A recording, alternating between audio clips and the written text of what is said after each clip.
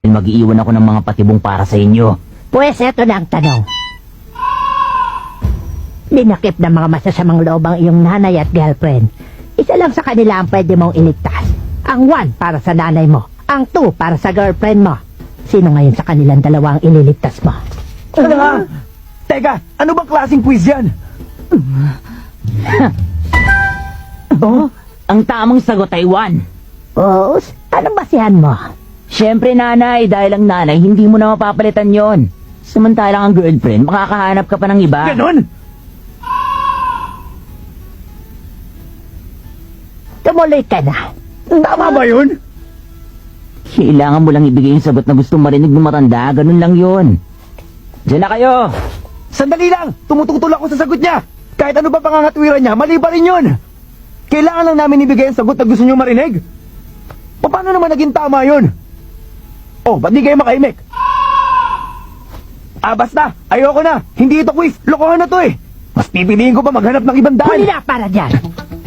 Sa puntong to, pag tumanggi kang sagutin ang itatanong ko, katumbas na yan ang pag-atras sa Hunter Exam. Ang daya! Bulok yung quiz nyo dahil iba-iba ang pwedeng maging sagot! Kahit ano pang sabihin ninyo, walang po pwedeng tamang sagot sa tanong ninyo! Walang tamang sagot sa tanong. Tama.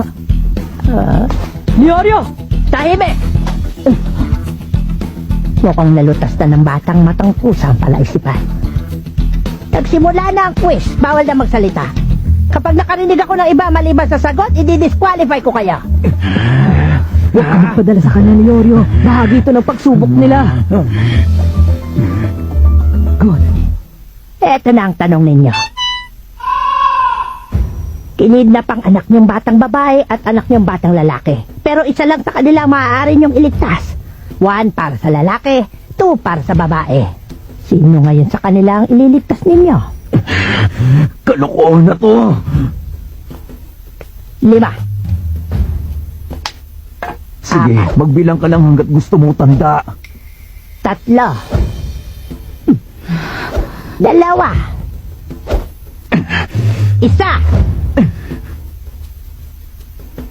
Hop! Time's up na!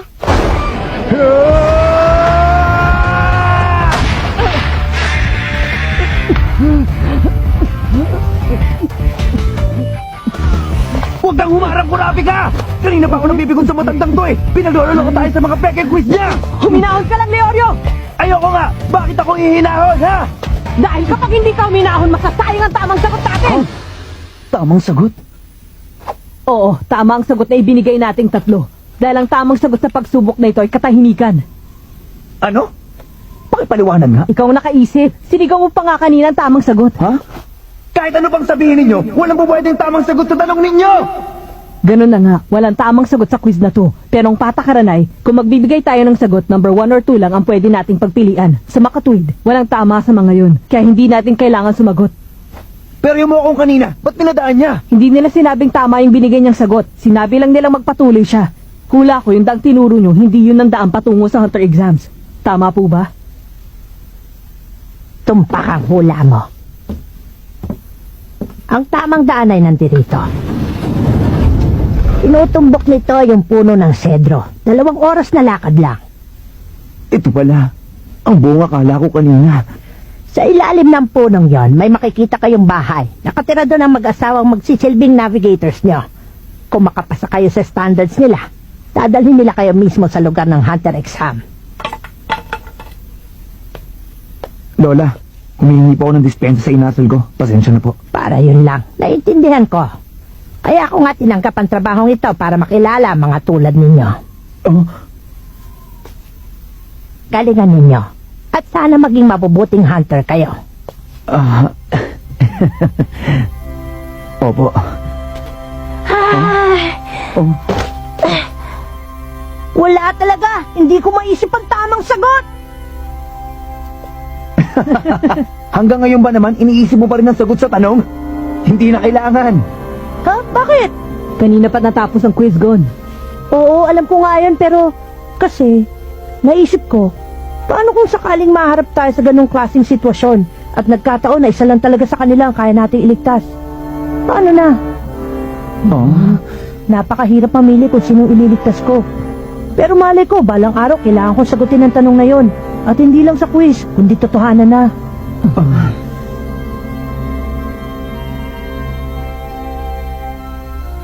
Tama yon. Yun mismo ang tunay na saysay ng pagsubok na ito. Ang ihanda kayo sa mga alanganing sitwasyon na maaari niyong harapin. Sa mga panahon na nakasalalay ang lahat sa magiging pasya ninyo, tama man o mali. At iba-iba man ang daan na piliin niyong tahakin. Ang dilim naman dito, wala akong makita. Sabi niya 2 oras lang, di ba? Eh kanino pa tayo naka 2 oras? Bakit naglalakad pa rin tayo? Labo naman. Pang ilang babala na to na mag-ingat sa mahihiwagang hayop. Ilang ganito pa ba bago tayo makarating sa punong yun? Gutom na ako! Kailangan ko na magbanyo! Leo! Ayaw ko na maglakad! Iiwan ka na Gusto ko na namin! umuwi! Hoy, pansinin niyo naman Nandito ako na tayo! Go, grabe ka!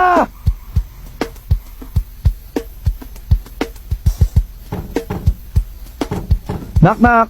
Tao po! Baka lumabas sila. Bukas yung pinto nyo!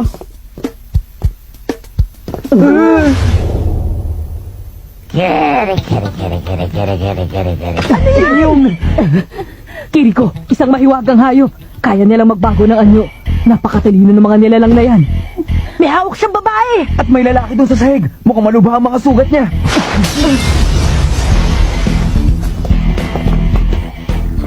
Ang kasawa ko! Iligtas niyo siya! Pakiusap! Yoyo, ikaw na bahala dyan sa kanya! Oh, ingat kayo!